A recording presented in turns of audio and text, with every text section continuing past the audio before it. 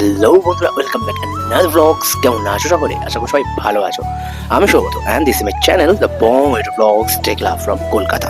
এই তো সেদিনকার কথা, শীত যাবে যাবে করছে, ঠিক ওই টাইমেই আমাদের স্যার, কম্পিউটার কোচিংয়ের স্যার প্ল্যানিং করলো এক গ্র্যান্ড পিকনিকের।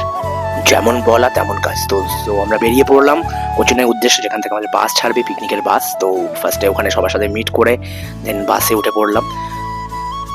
যেহেতু এই পিকনিক গ্রুপে জুনিয়র অ্যান্ড সিনিয়র সবাই ছিল, তো যাই হোক সবাই একসাথে উঠে পড়লাম আমরা পরপর বাসে। দেন আমাদের ডেস্টিনেশন ছিল রাজারহাট, জামালপাড়া। তো বাসে উঠে দেখলাম এই দুটো ভাই কন্ডাক্টারি করছে, আর তার পাশাপাশি বাস চলছে নিজের আপন ছন্দে। অ্যান্ড আমরা ফাইনালি রাজারহাট জামালপাড়ায় চলে এসেছি। তো বাস থেকে নেমে আমরা পিকনিক স্পটের দিকে হাঁটা শুরু করলাম। আর এই হচ্ছে আমাদের পিকনিক স্পটের বাড়ি থেকে মাত্র আধা ঘন্টা দূর। রাজারহাট থেকে কিছুটা দূরেই আছে এই স্পট, জামালপাড়া স্পট। আর স্পটটা এতটাই সুন্দর ছিল, গ্রামের নিরিবিলি জায়গা, গ্রামের মতন। অ্যান্ড তার পাশাপাশি গাছ, সুন্দর সুন্দর গাছ, মাঠ আছে, আর চারপাশে সুন্দর সর্ষে ক্ষেত আর চাষের জমি। এত সুন্দর স্পট, সত্যিই ভাবতে পারিনি এত সুন্দর স্পট। অ্যান্ড তার পাশাপাশি একদিকে রান্না বান্না হচ্ছে আর একদিকে অর্গানাইজেশন হচ্ছে। সো পিকনিকে কে কি নাচবে, গান গাইবে। সো আর আমরা ঢুকে পড়ছি একদম। আর চারপাশে কলা গাছ দেখতে পাচ্ছি, নারকেল গাছ, সুন্দর মনোমুগ্ধকর পরিবেশ। এরপর আমি জায়গাটা আর একটু ভালো এক্সপ্লোর করার জন্য ওখান থেকে চলে গেলাম একটু ভেতরে বন্ধুদেরকে নিয়ে।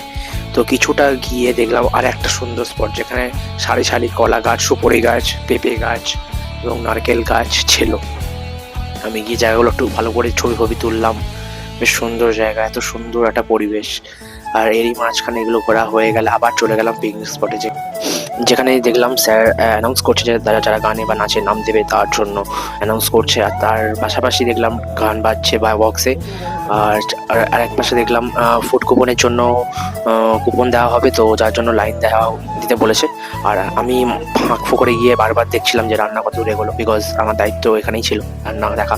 দেখলাম গরম গরম কচুরি ভাজা হচ্ছে, আর তার এর পাশাপাশি পরিবেশনও শুরু হয়ে গেছে। তো টিকিটটা দেখিয়ে আমিও নিয়ে নিলাম চানা আর কড়াইশুটির কচুরি অ্যান্ড খেয়ে নিলাম। আর তারপরেই ছিল chicken pakora and veg pakora. আর এটাই ছিল আমাদের ব্রেকফাস্ট পিকনিকের।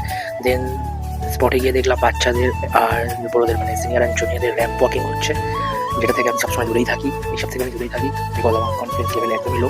তো যাই হোক, তো ভালোই র্যাম্প ওয়াক হলো, দূর থেকে দেখছিলাম, আমি ভিডিও করছিলাম। এরপর হঠাৎ করে দেখি আমার নাম কেউ একটা অ্যানাউন্স করলো এই র্যাম্প ওয়াকিং এর জন্য। তো আমি ভয়ে ছুটে পালালাম রান্নাঘরের দিকে। তো গিয়ে দেখলাম দুপুরের রান্না বান্না হচ্ছে, চিকেন কষা, বিরিয়ানি এইসব হচ্ছে, তো প্রিপারেশন হচ্ছে।